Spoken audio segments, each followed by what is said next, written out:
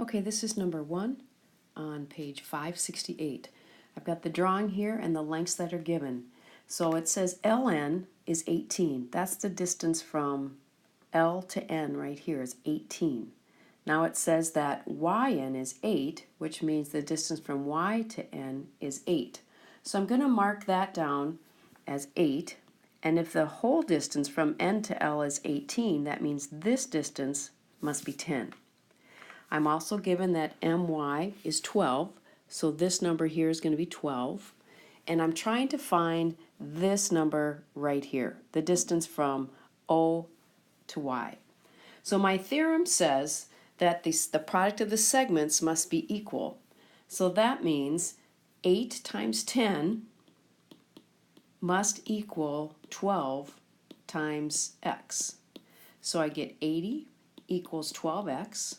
And if I divide by 12, I get x equals 80 over 12, but that can be simplified because 4 goes into 80 20 times and 4 goes into 12 3 times. So the answer is x equals 20 over 3. And the reason that works is because the theorem says the product of the two segments must equal the product of the two segments.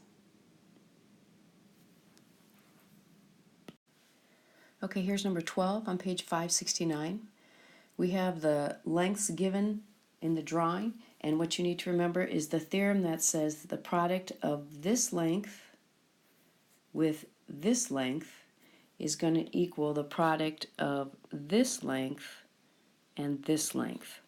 So in my case, that means that I have 2 times the full length, which is 3 plus 2, or 5. And then on the green one, the small length is 3, that's the external segment, and the full segment would be x plus 3.